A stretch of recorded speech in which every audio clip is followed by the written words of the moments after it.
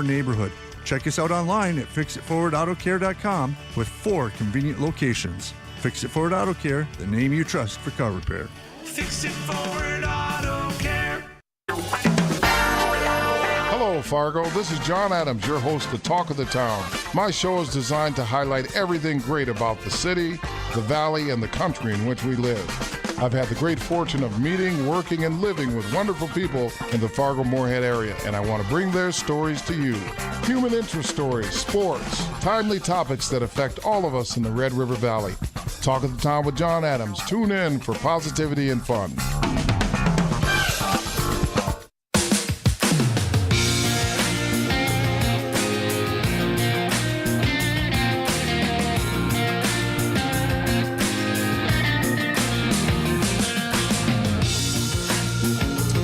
And welcome to Weather and Ag in Focus. I want to thank you for joining us today. I'm Chief Meteorologist Dean Wysocki, along with Ag Director Bridgette Readel. There we go. Justin has got the day off. And do we have a caller, Jacob? Okay. All right. He's messaging me something. I misread that then. Okay. So it is Tuesday. It's a beautiful day out there. We've got some high clouds in the area with temperatures in the low 80s today. A little breezy with those winds out of the southwest, anywhere between about 10 and 20 so far. And we've got temperatures rising up into the mid to upper 80s today. And tomorrow's another mild day as well. With winds switching to the northwest as a cool front comes through. There's not much rain in the forecast over the next week or so. So I hope areas that really needed the rain, which some did in the far southern valley, they did get some much needed rain, and there's not much more in the forecast. A little bit here, a little bit there. But the summer heat is really going to build in as we head into the upcoming weekend. We'll snip it off a little bit early next week, and then it builds right back in. So we're kind of on that roller coaster ride with it's going to feel more like summer for this second half of August. So that's good news for the summer heat lovers. I mean, and as long as it falls on the weekend when we have off of work, hey, not bad. A little lake. So I'm over here north of Eccleston, North Dakota, and it's 81 degrees. There's a little bit of a breeze, but when you're standing in the sunshine, she's a smidge on the warm side. Just so you know, there's not always a lot of breeze. It's actually dropped off quite a bit than what it was, say, at like 10 o'clock this morning. Okay. Well, just saying. Bridgie, you know what today is, right? It's Tuesday. And we have a caller on the line. Would you like to take a wild guess who it might be? The NSA. Is it the It might be somebody from the NSA, or maybe he used to work at the NSA, but we've got John on line one. John, thanks for calling Weather and Ag in Focus. Are you a first-time caller? Sure. I can't comment on my prior work experience. Okay. Protective custody or? No, we might have to put you in protective custody if I do. Okay. What do you got for us today, John? Well, so far 3. I'm seeing chemtrails. I'm seeing 2. Well, there was a third one, and just before you picked up, it's there. It's there. Okay. It's in the eastern sky. I thought it almost vanished, and but I think it's it's all in the light angle. I think depending on where you're at, the one should be over Bridgette any second now. Okay. She's out at up there at Eccleston. Right. So, and we need 5. We need 5 now as the magic number, I think, in order to generate rain. Okay. Because remember, Dean, on Saturday I sent you a distinctive picture. You did. Of 5 chemtrails occurring at the exact same time. And it poured on Sunday. Yes, it did. Hopefully everybody got the rain they needed with harvest time coming up. Right. Well, a lot of us did, especially the far southern valley, which needed it the most. Now, what about the pine nuts? Have you given up on the pine nuts and the small animal forecasting for us? Well, no. Actually, there's a 4th one. There's a 4th one, Dean. There's a 4th one now. Well, so maybe there's rain this week. No, I gave up on the pine nuts for now because due to global supply chain issues, And the fact that that black car took my last box and ran away, and I still think Bridgette was up to something there. I don't have any pine nuts. Okay, well, we'll If have, anybody's got any pine nuts they could spare, please deliver them to Dean out at the Flag on Thunder Road, and I'll get them. you could swing by and pick them up. Well, John, thanks for calling. If you see that fifth one, let us know because we'll have to put more rain back in the forecast. We'd appreciate it. Well, yeah, we'll have to sound the sirens. All right, thanks, John. Thanks a lot. We can always rely on John to call on Tuesdays, can't we? Pretty much, like clockwork. He's Yes. good entertainment, that's for sure. Oh man, but yeah, we do have some summer heat, and this is good news for other areas of the country. Let's say the desert Southwest. This is great news because the big heat ridge that's been parked over that area is shifting east into the Rockies and Central Plains. And what that does, Bridgette, it allows more moisture to work into the desert Southwest. They haven't had much rain this monsoon season, so they are desperately in need of it. The rain or the snowpack from the winter has filled up all the reservoirs out there, which is great news. But they rely a lot on monsoonal moisture, and they just have not had much this summer. So they're going to play a little catch-up here over the next 2 to 3 weeks as that center of the ridge kind of shifts into the Rockies and central part of the U.S. What does that mean for us? More hot weather. We will see these fronts clip us from time to time in Canada, so it won't be that continuous stretch of heat, kind of a roller coaster ride in temperatures. And this is a more favorable pattern for areas of northwestern Minnesota and northern Minnesota, which have been extremely dry. This gives these thunderstorms we call them ridge riders. They ride up and over the edge of this heat ridge. And with the heat ridge kind of anchored the northern extent of that to our north, that will give better chances of rain to, let's say, far northern North Dakota, into southern Canada and northwest Minnesota. So fingers crossed, this might be their time to play a little catch up on the rain over the next couple of weeks because they surely do need it. That's for sure. I have a question. Yeah. Okay. I've been over here diligently raising my hand. I was waiting for you to do the Bueller. Oh, I'm sorry. Bueller, I didn't see you. It's okay. You got your name tag. Didn't you notice my name tag? I forgot my name tag today. Okay, so here's my legitimate weather question. You said they need moisture in the Southwest for their monsoon season. Mm-hmm. If they don't have moisture, but they still have those vicious weather occurrences, like the dust storms, is that then considered a haboob? And that's a real term. I know that's used in the deserts. It is. Yeah, they call that a haboob or a dust storm, and they can still get those without much rain. So in other words, you'll get these thunderstorms that develop in the high country north of the valley, north of Phoenix, or northeast of Phoenix. The winds will rush out of that thunderstorm and cause this dust storm or haboob to just overtake the valley with little or no rain. Yeah, that's possible. That's the last thing they need because they've just been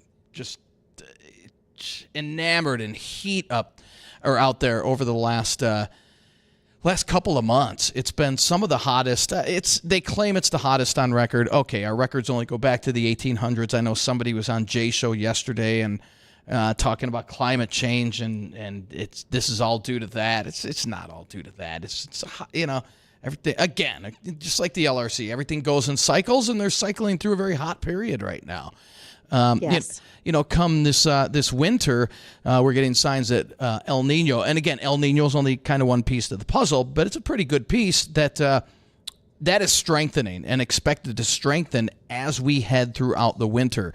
If that continues to occur, typically, and not always, you'll get a very active southern jet stream, and that will bring in more rain to, let's say, Southern California, Arizona, southern New Mexico, Texas, and whatnot. Now, that doesn't always happen. We had a strong La Nina last year, which typically that means a very dry West Coast, and they had record amounts of snow and rain. So it doesn't always mean that. So that's something, again, we'll rely more on the LRC when that starts to set up as we head into the first week in October. Then we'll start to get a handle on what the upcoming fall and winter looks like. So looking forward to that. Excellent. That's not that far away.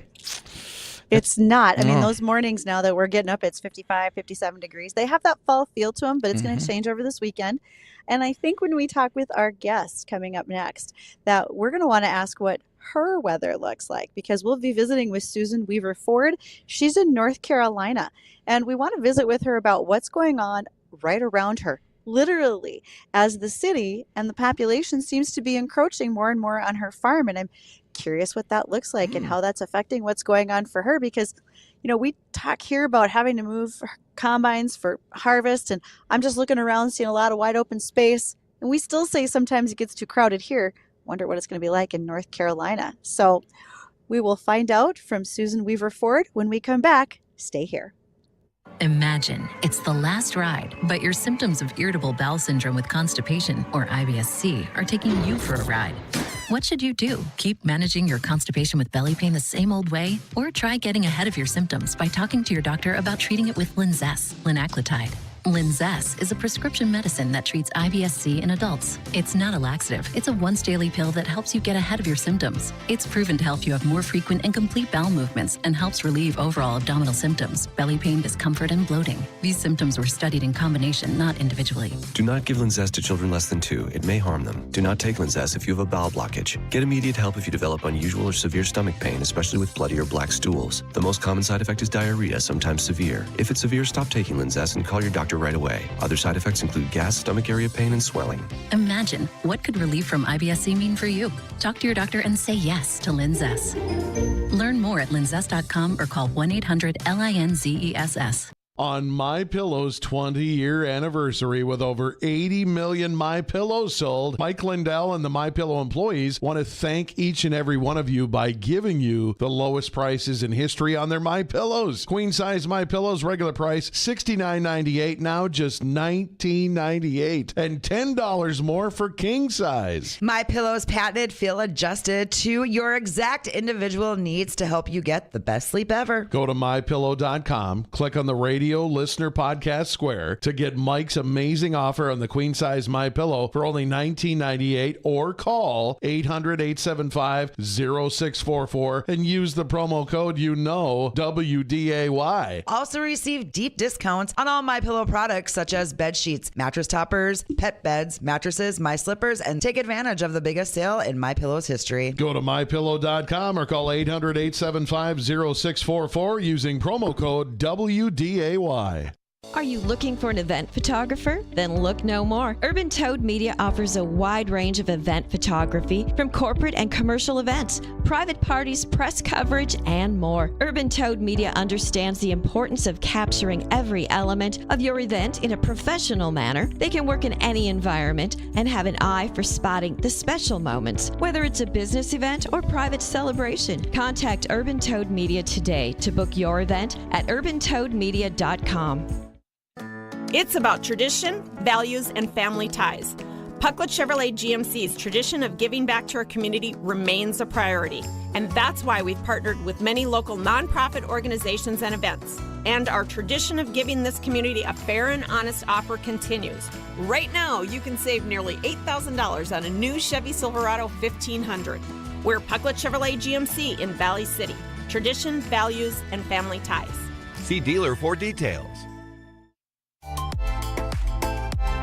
Hi, this is Kennedy Coulter. You may have heard of my dad, DJ Coulter, from American Family Insurance. As his biggest and most difficult client, I can tell you for a fact he can handle any situation. Whether you need advice or help finding the right vehicle, property, personal, commercial, or farm and ranch insurance, he's going to take care of you. Go to djcoulter.com and find out for yourself. That's djcoulter.com.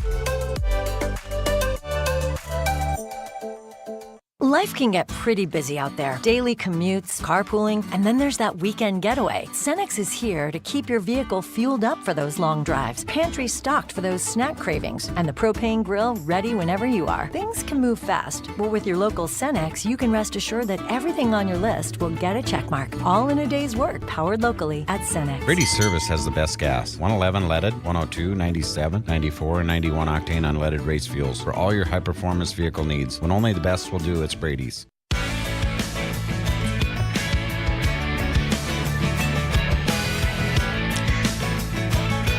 And a welcome to WDAY Weather and Ag in Focus. I'm Bridgette, Readel, Ag Director. Even came with my own name tag over here, Dean Wysocki. So Good job. Thanks. And that's Chief Meteorologist Dean Wysocki, and he is in studio today running all of the gizmos in the background. So when you hear the sound bites, that's Dean. And there's mine. All right. Thank you to Titan Machinery. They are one of our Here We Grow sponsors for our custom farm 20 acres of soybeans, and they have done a stellar job of being part of our videos, which are going to be posting very, very soon, featuring, theirs posted on Friday, featuring discussions about their sprayers, about a planter, and about a combine. If those are pieces of equipment you're not familiar with, now is your chance to go watch. And in addition, we have a big thank you to AB Seeds of Avril, Minnesota. They supplied us with Invita, which is one of our foliar foliarly applied product that can draw nitrogen from the air for our soybean crop, as well as corn and a multitude of other crops. You want to check out Invita. And today, our guest, well, she might have some nitrogen in the air. Maybe she can use some Invita too. Our guest is a farmer from North Carolina. Her name is Susan Weaver Ford. Susan, how are you today? Hot. Otherwise good. Okay, this is Weather and Ag in Focus. So tell us about your weather in North Carolina today, please. So right now I think we're pushing like 98 degrees, feels like temperatures around 109. And the good thing is our humidity's dropped below 70% since earlier this morning. So it's hot. Oh, God bless you. Very I'd be humid. a flesh puddle. Oh, that's awful. God bless you, Susan. That's wild. Thank you. It is. It's very hot. All right. So is this typical weather for your time of the year? Yes, ma'am. It is. Okay. It gets pretty hot July, August, September for us. So where about in North Carolina are you? Where's your farm located? So we're about 45 minutes east of Raleigh, right off of Interstate 95. Between two, I live in Kenley, but the towns closest to me would be Wilson to my north and Smithfield to my south. Okay. And when you think about your farm and what do you raise on your farm? What loves the weather in North Carolina for you to be raising in your crop rotation? Tobacco likes a lot of heat and dry weather. Cotton as well, but we took that out of rotation 2 years ago. We also have corn, beans, wheat, oats, and I added rye this year as well. Okay. And is that rye for seed production? No, ma'am. It was just, I was not going to harvest it to start with, and I was just using it as a cover crop, but it was so pretty. I put nitrogen on it and ended up picking it and put it in a bin for a cover crop for this year. Oh, that's excellent. I'm glad it worked out that well. Yes, ma'am. Go ahead, Dean. So tobacco, I mean, obviously we don't raise that around here. Is that a pretty good drought-resistant crop? Or you said it likes heat, dry weather too, or is it more like susceptible and harmful if drought conditions hit? No, so to be honest with you, tobacco is more like a weed. It'll sit right there and wait for rain, and then later on it'll start back growing. So when you think you maybe don't have anything, if you'll wait on it and the rain comes, it'll push that crop on out a little bit. And you can end up making pounds later in the season. Okay, so I know we want to talk about like all the city encroachment that's going on around you, the urban sprawl, but okay, tobacco's fascinating for those of us who don't get to see that plant, and I have to ask more questions about that first. So when you're raising tobacco, are you planting a seed? Are you planting a live transplant? What does your planting season look like, Susan? So we start with a greenhouse with a little teeny seed that we seed in trays, and it goes to a float bed system in the greenhouse. Say we usually seed sometime around Valentine's Day, and once it gets in the greenhouse, it just stays right there, and we have to cut it with a lawnmower just like normal, but over the top with a railing system. And there, about middle of April, we start. Then it'll grow into a transplant, and we seed we plant the transplant. And does that happen by hand? How do you put that transplant in? We have a transplanter. We have a 4-row setter that 8 guys sit on. Oh, and this is still a lot of hand labor. On it. Okay. Yes, tobacco's way hand labor. So as the clip comes around, a guy will put one plant into it. So it's alternating. Every other guy puts the plant in. That is fascinating. All right, so I'm sorry. I know it's foreign to a lot of folks. That's okay. I am loving this discussion. So does tobacco canopy like a corn or a soybean crop to shade out for weed control, or what do you do in that respect? No, ma'am, it doesn't. So we seed. We're on 48-inch rows, and in row spacing around 20 inches. So it'll canopy in row, but not over the row. Most of the time it won't. I'll put it that way. Otherwise, it gets too big for the machines to crop. So, and it's a plant, gets tall. And it has a flower on top. We top the flower out by hand, and get the suckers later. And then we keep about 18 to 21 leaves on the stalk, and harvest it 3 to 4 times. Okay, so again, I'm just going to have to keep asking questions here. But Dean, do you want in on anything before I just keep hammering away? You keep going. I've got a few questions, but it's off topic, so you keep going. Okay. All right. We'll finish tobacco before we hit the bottom of the hour, and then we'll get into our real topic today. And here's my last one for you, Susan, before we take a break. How do you harvest tobacco? I recall reading that it's very labor intensive, that you're hand harvesting. Is that still the case today? It's very labor intensive, but personally on our farm, we do not hand labor. We run 2 machines, two-row. They run defoliators, so they have like a paddle that knock the leaves off. Some guys still around here crop on foot, so they'll have 8 or 16, whatever guys they got in the field, and they actually have to crop on foot and get it by hand. And another Granville equipment has come out with I guess you call it a buggy. 4 guys ride on in a seat, and they'll crop and then put it in a belt, and it goes to the top. And one man sits on top and drives. So it's as innovative as we are, we're going back to the older ways to try to keep some of the trash out, and it's easier to take out, and then to sell. It's a little easier to sell sometimes. Okay, Susan, this is awesome. Susan, real quick before we go to break here at the bottom of the hour. So when you harvest the tobacco, are you selling this locally? Do you sell it to the distributors? And how many tobacco farmers are there in your area of the country? It's still a predominant crop around here, other than sweet potatoes. So a lot of guys are still in now. That's not to say some guys haven't got out. As far as numbers, I don't know.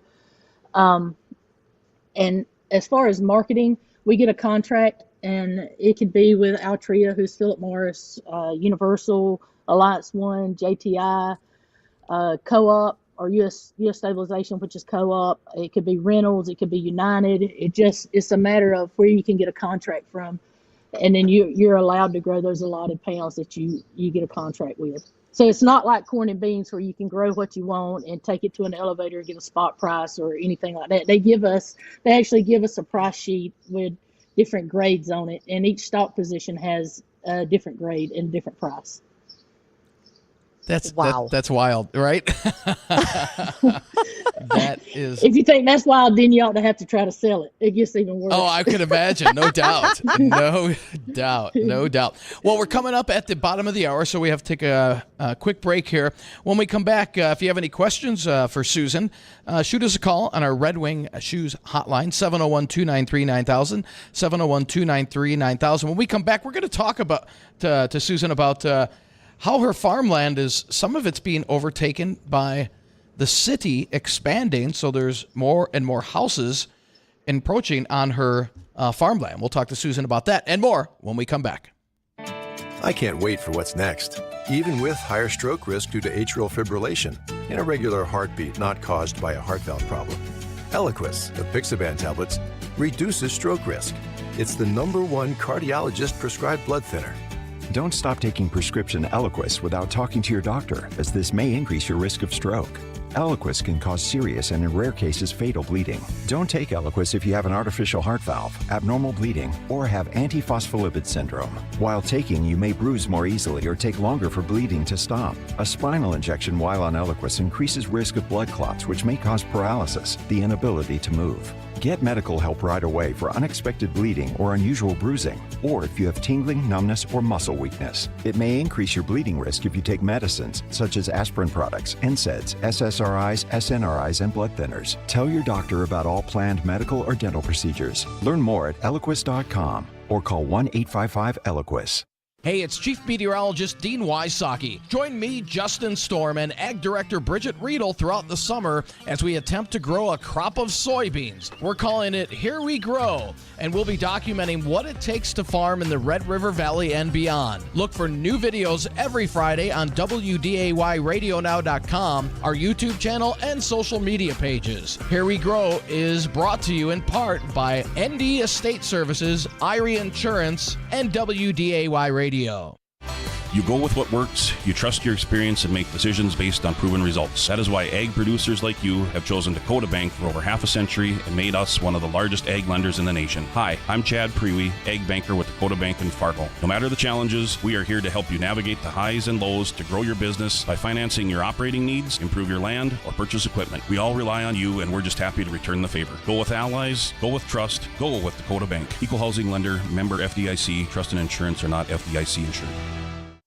Boost your crop's health with Domark 230 ME and Badge SC fungicide exclusively from Gowan, USA. Domark's systematic action teams up with Badge's outstanding mixing properties for unbeaten disease control on sugar beets, dried edible beans, and canola. Experience the power of two different modes of action with Domark and Badge. Don't wait. Contact your local ag retailer and ask about Domark 230 ME and Badge SC. Always read and follow label directions from Gowan, USA. As the sun begins to set, your neighbors gather around your fire pit built by Valley Landscaping. The flames dance in the cool breeze, causing a warm glow on their faces. There's music and laughter. Everyone's enjoying the evening in your backyard oasis. With expert craftsmanship and attention to detail, Valley Landscaping transformed your ordinary yard into a welcoming retreat. Valley Landscaping, the experts at creating the perfect outdoor living space. Go to valleylandscaping.com to learn more. You're building stuff, but you don't have the tools or machinery. Contact Zeus Sales and Equipment. They have what you need. Their vast inventory includes items such as rough terrain and electric scissor lifts, skid steers and compact loaders, walk-behinds, and attachments for sale and rent. Their team is dedicated to helping you find the right equipment. Competitive pricing and flexible options make them the go-to for contractors. 2 locations, the Hollywood Lumber Company and in Fargo. Call 701-951-7368. 951-RENT. ZeusRentals.net. The power of Zeus. Hi, this is Christy from the Hot Tub Store. Melt away your stress in a Caldera spa. A daily hot tub ritual can help you feel calm no matter what life throws your way. Stop into our showroom and see how we can improve your wellness. Financing is available. The Hot Tub Store, located just south of Costco. Check out our website, thehottubstoreND.com. That's thehottubstoreND.com. The Hot Tub Store, 815 23rd Avenue East in West Fargo, right across from Costco. The Hot Tub Store.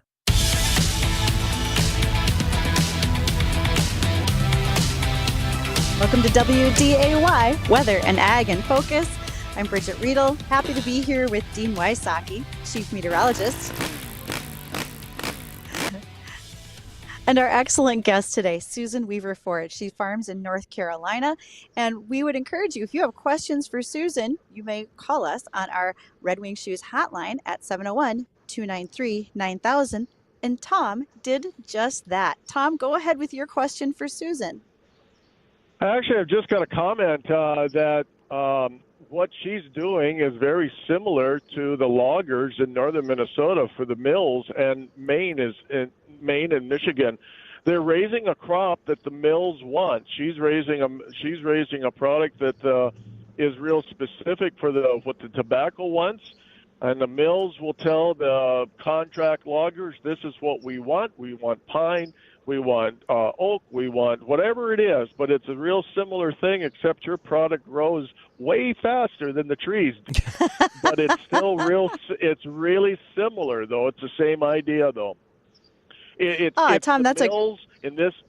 It's dedicating, not dedicating, but dictating as to what the producer can, produce. Can raise. Yes, absolutely. Oh, that's a great point, Tom. And Susan, any comments you want to make about that in regards to raising tobacco? just Mother Nature wreaks a lot more havoc on us than probably the loggers or the forestry guys. That's true. We have such a small window that, too much water, not enough water, too much heat. I mean, it just, like a lot of water, we get disease. It's hard to come back from some of that. Tom, thank you so much for calling us today. Yep. We really appreciate that. Thanks. Yep, you're welcome. So Susan, the call today, or the reason we wanted to visit with you was, you said you're 45 miles from Raleigh. So how close is the city these days, and how much closer is it now than it was when you were a kid? It's a lot closer now than it was, 30, 40 years ago.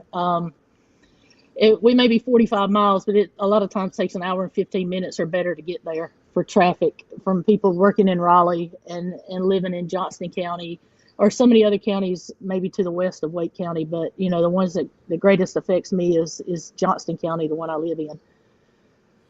And you don't have to go very far to see the amount of people that we have now versus, say, even 2 years ago. We're increasing at a 4 to 6% rate of people moving in. And Susan, we have an email question here. Says, does Susan have to worry about eminent domain from the city at all? Good question. Maybe not eminent domain. We do have what they call an ETJ, where it extends the city limits to a point to where when the city wants to act on that ETJ, they can just kind of, keep moving the city out further than where they were.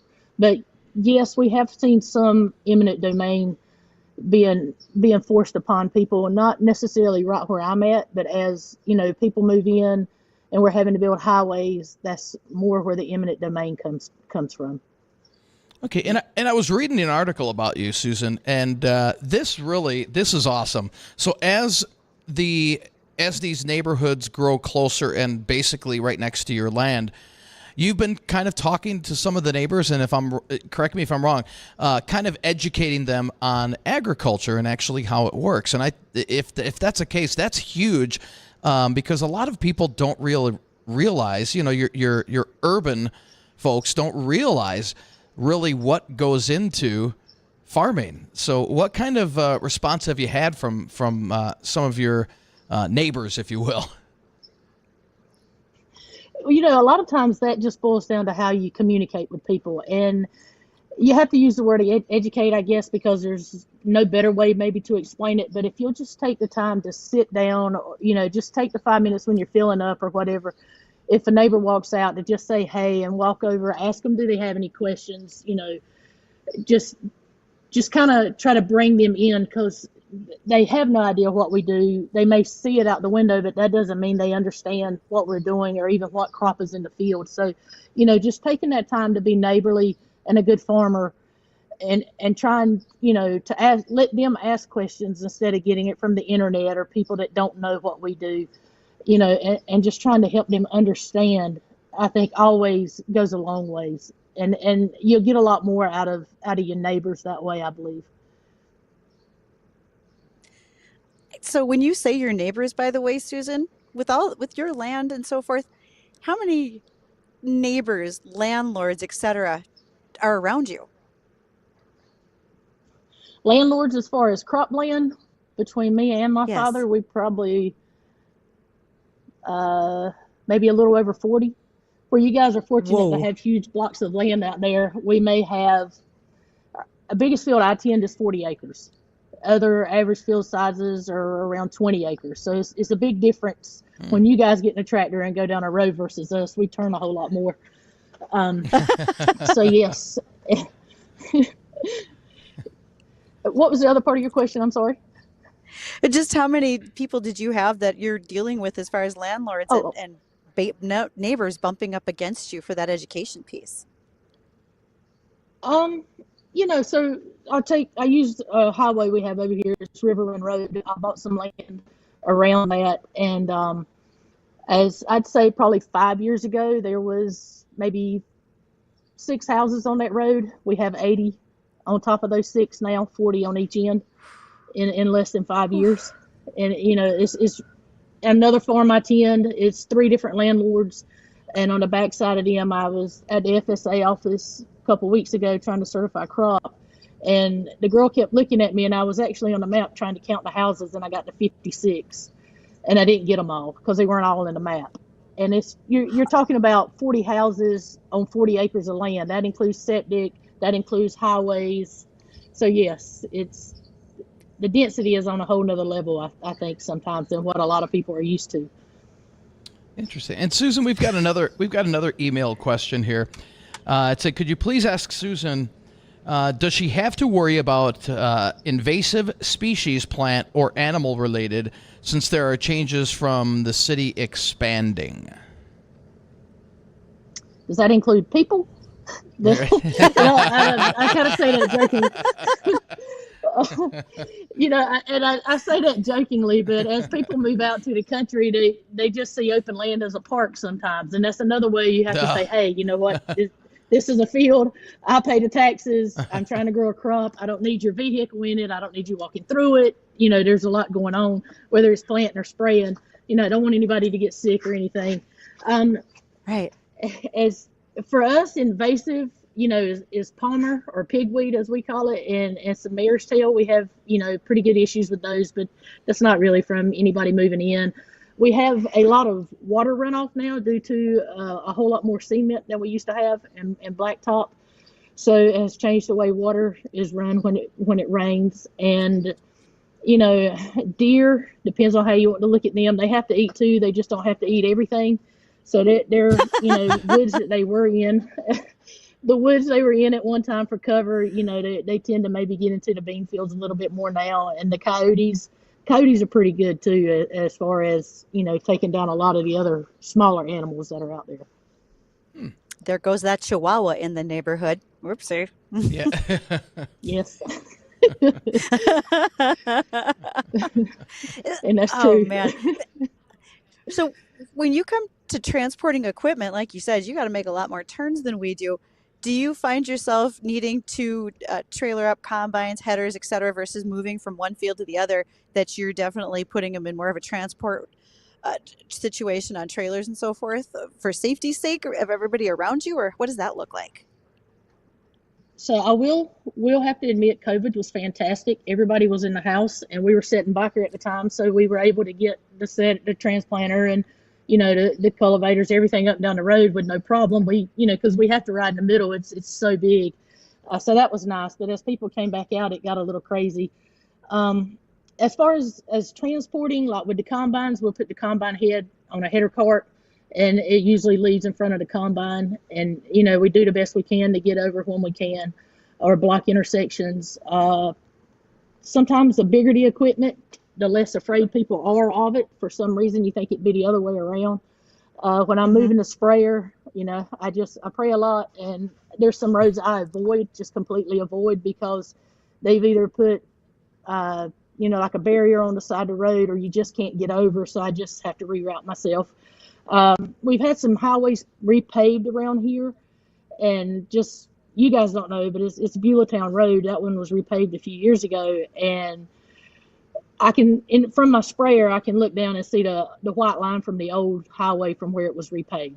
So you can't tell me that road's not smaller than it was. And so I have called the DOT, talked to them about it, and they just told me they're making roads smaller, nowhere near as wide as what they used to be.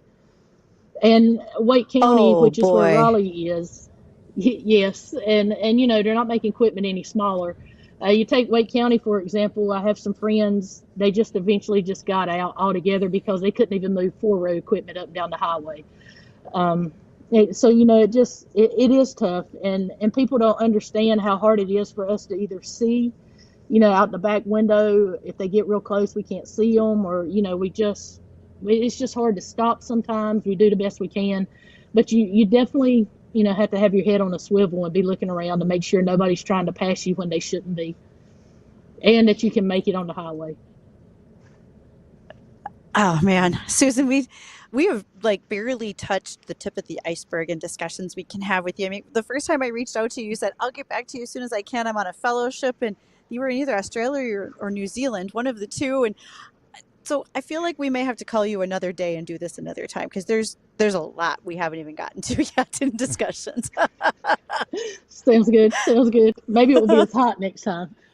Well, the good news is, Susan, you guys got some thunderstorms coming, so some of those might be on the severe side for you guys this afternoon and evening. So hopefully you don't get any hail out there. That's the last thing you need. That or wind to blow the crop over. We'll have Right. to stand it up tomorrow if it does. We don't want that. Right, exactly.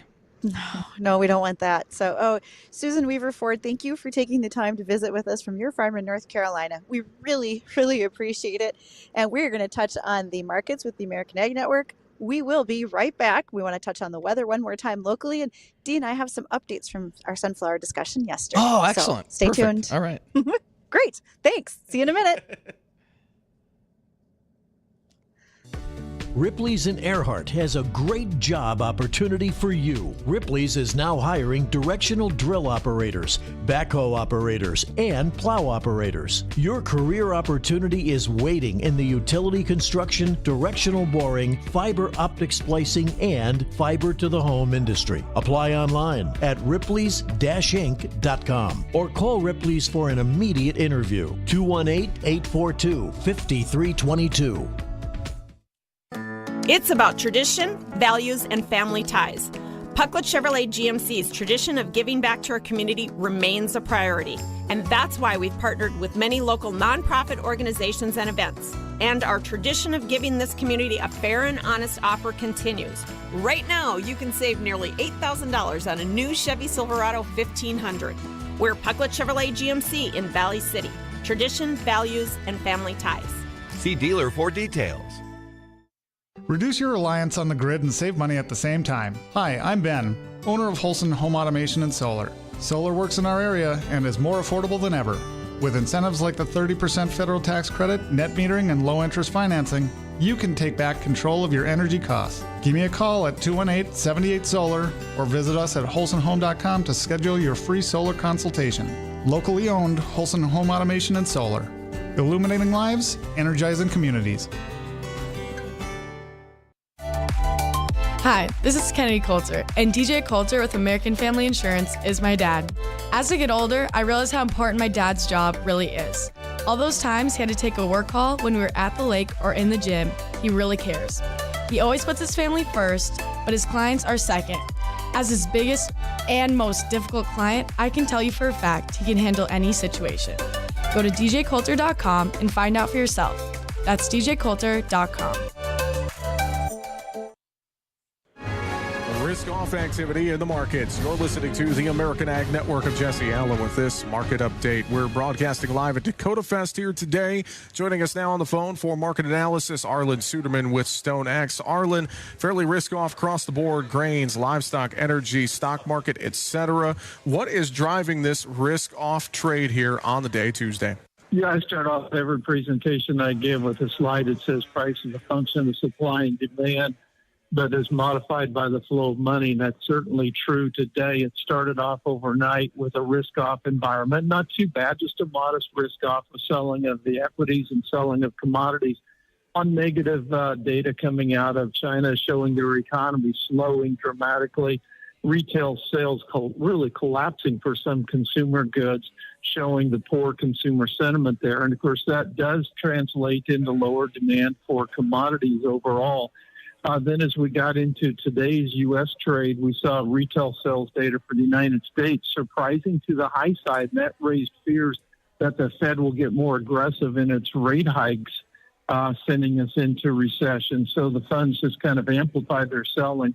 And with time, then we started to push commodity prices through some areas of technical chart support. The most notable would be when we saw December corn drop below the July low, and more sell stops for a hit, and the algos started trading that momentum lower. We're now seeing the September corn contract trading lower than any spot contract has traded for corn since the end of 2020, beginning of 2021, showing the seriousness of this current sell-off. All right, that is Arlen Suderman, Chief Commodities Economist at StoneX, joining us here as we broadcast live at Dakota Fest on the American Ag Network. I'm Jesse Allen reporting.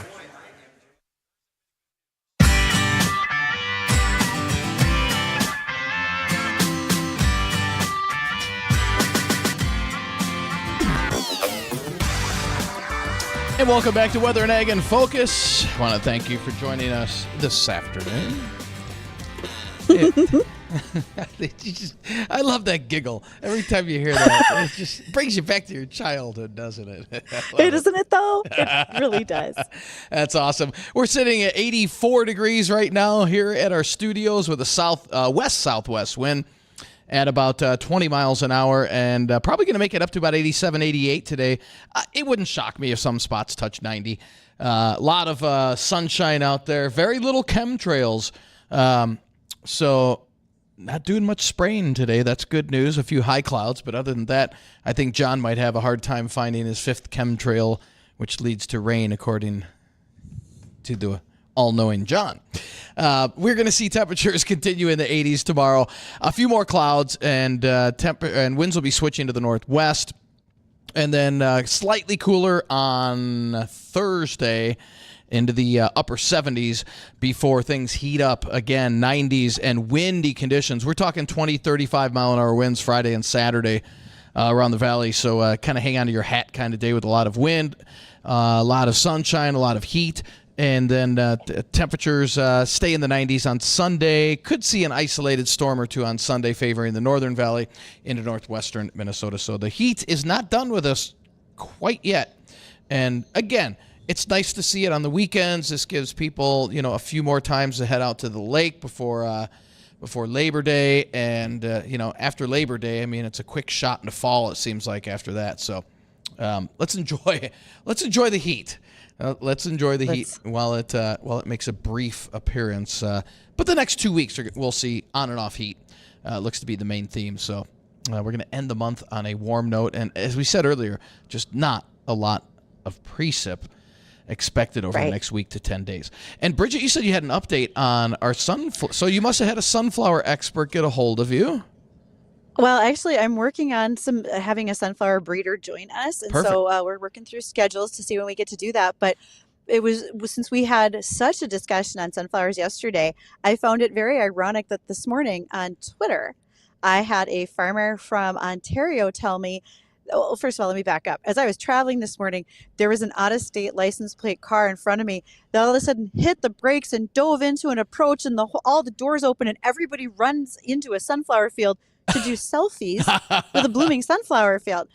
And I made a comment about it on Twitter, and a farmer from Ontario responded and said a local photographer in his area has started saying, hey, come on out. I'll only charge you $50 and take your pictures in a sunflower field. But it's his sunflower field, and nobody asked him if they could do it. They're just using his field. And so when Susan said people see wide open spaces and think of it as like a park, this poor farmer is like, they're in my field, they're trampling my crop, and somebody else is getting paid out of my field. Wow. That's not right. It's kind of like if I decide to hold a keg party in your garage, Dean, and I didn't invite you. Yeah, that'd be kind of rude. Unless I was out of town, then go ahead. That's fine. You're gone on Saturday, right? I'm probably heading out to the lake on Saturday. Yeah. Good to know. Also, well, we could have that party to celebrate the fact that sugar beet pre-pile has begun. So we are already starting to open sugar beet fields, estimating yield on fields. This also gets a chance to kind of jumpstart the plants, make sure machinery and equipment is running smoothly, etc. So those things are all going on as of right now. And they probably are going to shut down for heat today because once it gets too warm, you don't bring beets in unless they're able to directly process. So we'll see how things go. But yes, pre-pile has begun in southern Minnesota, Mendak, and probably American Crystal as well. Nice. Well, they'll have another opportunity on Friday when it cools, or Thursday when it cools down before the heat. Thursday. Yeah, before the heat comes there will be back. A chance. So that, and also, one more thing. Sure. We know that this weekend is RCAF USA's, which is the Ranchers Cattlemen's. It's a grassroots organization. They're having their national meeting in Rapid City. So for those who are interested in hearing what's going on for RCAF, their convention is local in Rapid City, whereas today is the day that National Cattlemen's Beef Association, their registration is opening for their national meeting the end of January in Orlando. If you register for that meeting and use my first name in all capital letters, you get a discount for attending. Perfect. We got time for about one ag topic, Bridgette. How about we hit on Avoiding gray mold in strawberries. That doesn't sound good. Okay. Not something you want in your strawberries. So you don't have any strawberry plants in your yard, if I'm not mistaken, I don't. right? No. Okay, so for those of us who do, and I see it every once in a while in my strawberries, you can even see it on tomato plants. Researchers at University of California, Riverside have found that there are lipid bubbles, if you will, that are secreted by mold cells, and researchers previously thought those were pretty insignificant, not a big deal. Now they're finding out that these little bubbles are essential for discussions between the pathogen and the host, which is the fungi. So in this case, researchers are figuring out that gray mold has learned how to use those bubbles for successful infections. So if they can control the bubbles, they can also start to control gray mold, which is a problem in many berries and leads to spoilage of yield, which means you get to harvest less, you have less profitability, and as a consumer, I want more berries. So no, it's going to help us all. This might be a stupid question. That's not the same mold that you would find, and this doesn't happen often, but I've been to the store where I've picked up a crate of strawberries there, and there's mold on the bottom of them. That's not the same gray mold. It's very possible that is. I know there's a couple of different strains of mold that could happen, but I could see that if they had the gray mold spores and then were harvested and then went into that packaging and transported to the store, I could see where that might be the same one. Okay. And wouldn't you like to not have to worry about mold in your berries? Yes, that's usually a good thing. I try to wash them. What if you wash them off, that's still probably you don't want to eat them. Well, if you feel a soft spot, I would cut that soft spot off the berry overall, just to make sure that wasn't something that you consume, because it's not like a cheese where the mold is sort of expected. Right. Yeah, be a little different. Excellent. Well, that'll do it for us today. Again, temperatures rising up into the 80s today. It looks like mid to upper 80s, mid 80s tomorrow, briefly cooling down into the upper 70s on Thursday. That's probably one of the pick days of the week. Might be a little breezy. And then windy conditions as we head into Friday and Saturday, with highs reaching back into the 90s, more humidity. So it's going to be a little uncomfortable, but hot as we head into the upcoming weekend. We want to thank you for joining us here on Weather and Ag in Focus. The Jay Thomas Show is coming up next. AM 970 and FM 93.1, WDAY, Fargo, Moorhead.